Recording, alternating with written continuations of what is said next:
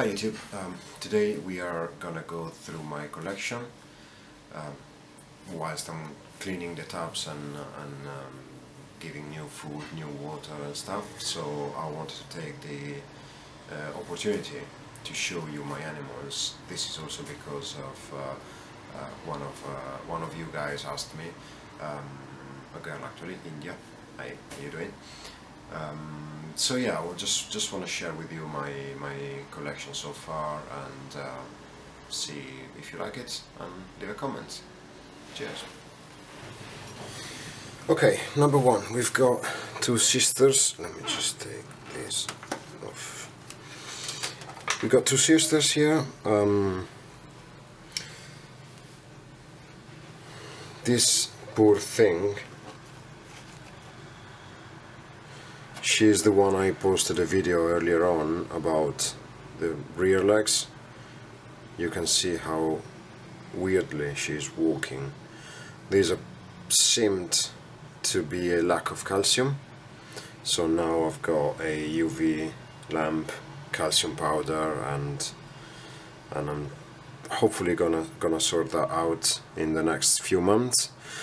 Problem with this one is an enigma. And when I bought her, she wasn't showing any sign of the Enigma syndrome. But if you can tell, I mean, the Enigma syndrome is a problem that affects their nervous system, and they start walking in circles, tilting their head, and of course, like any other disease, it has various degrees of intensity, shall we say, and that affects them when they are stressed. Luckily enough, this baby is really calm and tame. As you can see, she just loves being handled, always looks for my hand when I put it in the tub, yeah, so she's not that stressed. However, she started showing a few signs of this syndrome lately, and you will see that her head is tilting a little bit, and seems like she is a bit shaky. Yeah, so this creature will not be used for any breeding project, because of course you don't want the same syndrome to be transferred onto the babies. So I will just keep her as a pet, basically. And it's a shame because, as you can see, I love her pattern. I love the colorations that she's got. This perfectly white tail with some spots, orange spots all over her back, like this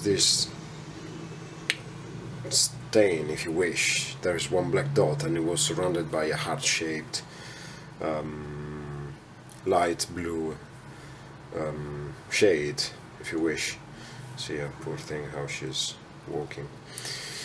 So yeah, that's one. This is the sister. Let me just... This one is fine. She's healthy. No problems. No problems in eating, no problems in walking or anything. You can see she's like standing normally. She will be walking normally, you see. Sorry. She's a bit a little less tamed. But yeah, she's a bold stripe. You see the size of her tail. I think these two have... I think these were born late last year, so I'll just check on my diary.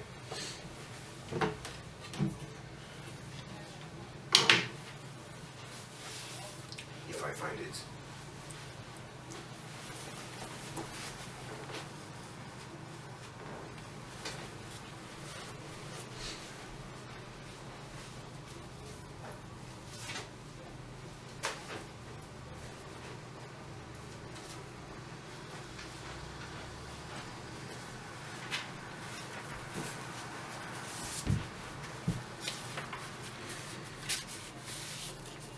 Yeah, they were both born August 2013. So they are a little less than a year old. They are like 8 months, 8 months old. Both eating regularly. This one stopped eating for a while probably because of her legs, but now she's eating fine. I had to feed her with like tweezers, like this, giving her the mealworms, putting the mealworms into her mouth, because she was probably a bit stressed and couldn't eat properly, and that is something I will have to look after. Don't do that, please. They are. This one is really athletic, really nice. So yeah, this is one collection.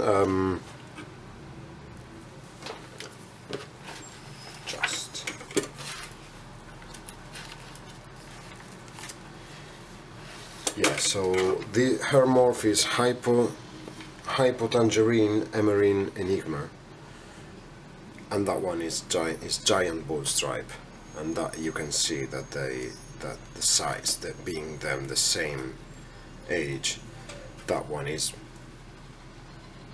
slightly bigger. They both come from giant parents, so yeah, that makes perfectly sense. So yeah, now let's clean the tub.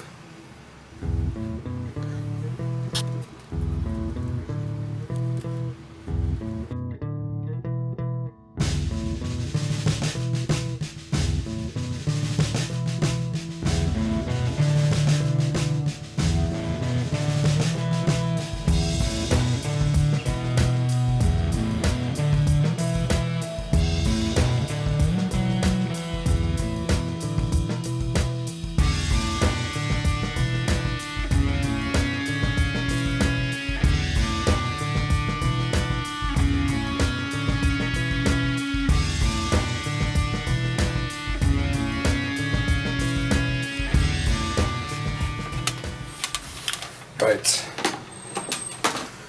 here's Snoop, the stallion of the house. This is a 10-month-old giant tangerine tornado. Now, you see he's pretty lean, he's pretty skinny, and I totally agree with you. He's got mealworms available. It looks like he's ignoring them. I try to mouth feed him, and he eats one and spits 3, so really doesn't like him. I was giving him Morio worms. What's it called?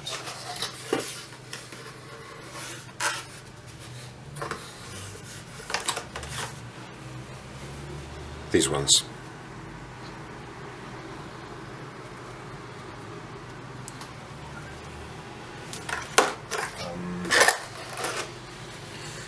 I'm trying to breed them, so I haven't got availability, and I'm plenty of these.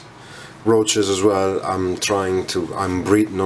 actually breeding them, but it takes a while for the babies to get to an adult size, or anyway a decent size. As you could see, the previous roach, the baby roach that I just showed you, that is part of one of my, I think it's the first or second clutch, if you can call it that way, that I had, and that was about a month ago, sort of, yeah, more or less. So I will have to wait at least another month or two, probably another month, and then I will have adult or juvenile roaches ready to be fed. but not huge availability, because I need to have at least 2 generations of roaches in order to, you know, have enough to feed and as well as to breed again. So yeah, this beast hasn't got kitchen paper, because as you can see, he is a bloody mess. He always digs. He acts like a pregnant woman because he always digs all the coconut fiber out, as you can see.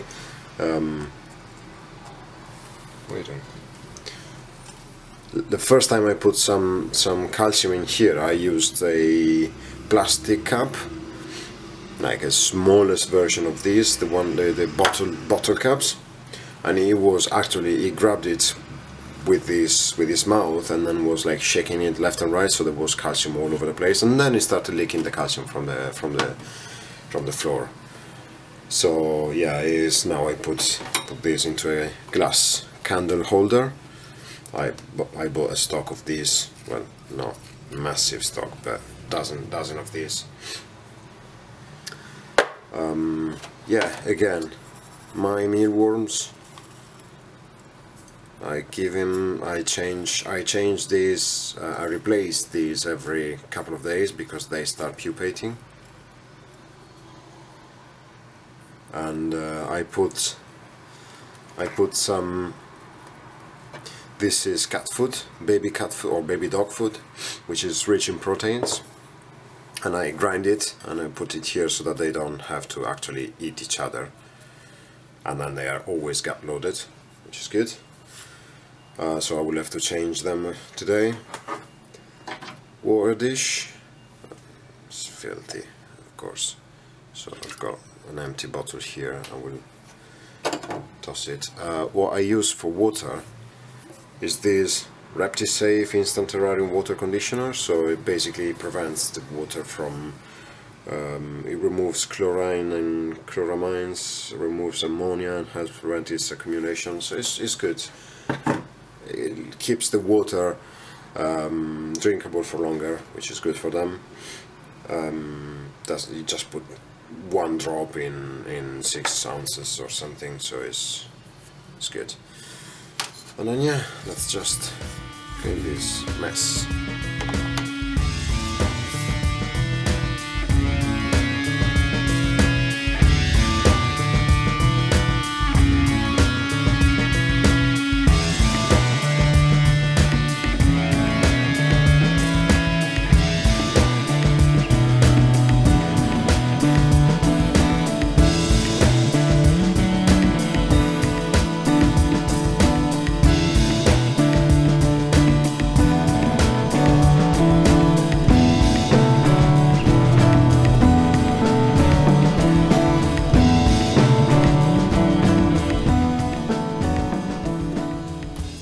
Okay, this is Melanie.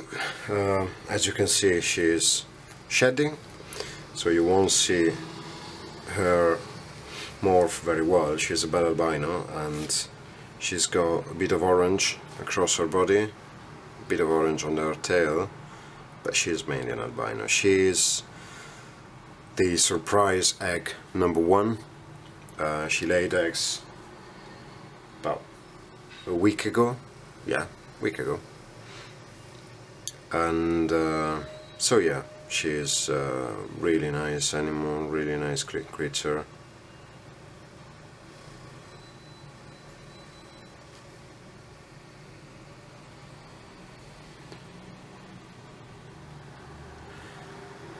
And really tame. Probably a bit nervous because of the shed, so I don't wanna move her around too much. But I needed to show her to you today because she's gonna lay new eggs probably. I've already seen she's ovulating. She's got follicles. She's preparing herself for a new clutch. First one had only 1 good egg, 1 fertile egg. So yeah, hopefully the second one will be better. Oh, baby. Right, let's go back home.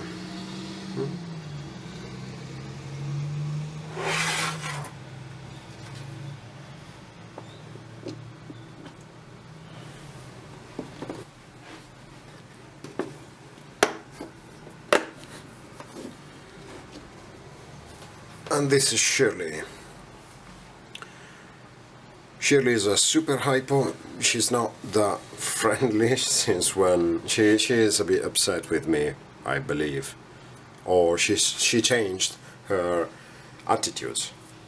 Let's put it that way. Since when I stole her eggs, she really didn't like that.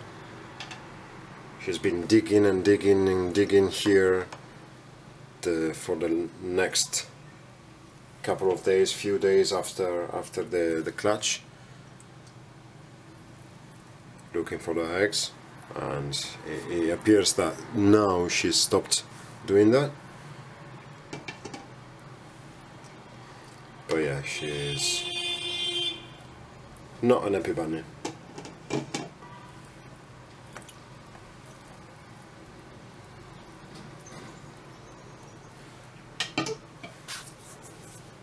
Turned out you can see on her back she's got a stripe as well. Is a lighter, in a lighter color, so because she's, careful mate, she's really not.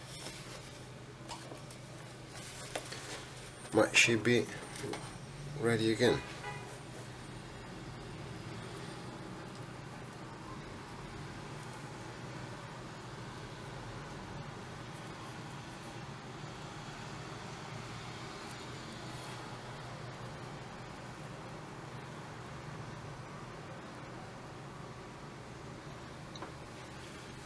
Yeah, she is preparing another clutch already, and you can tell I mean, I like the animal. I like super hypo. Super hypos are probably one of my favorite. Enigmas were, but the problem with enigmas is, as I mentioned before, is their syndrome. So I don't know if it's really worth breeding enigmas for the risk of a enigma gecko to be affected by the syndrome. So I'm not sure it's fair for them. Anyway, yeah, this is the last one. This is Shirley. This was my collection. I am gonna have hopefully babies in the next weeks, month, and then we'll see what comes out.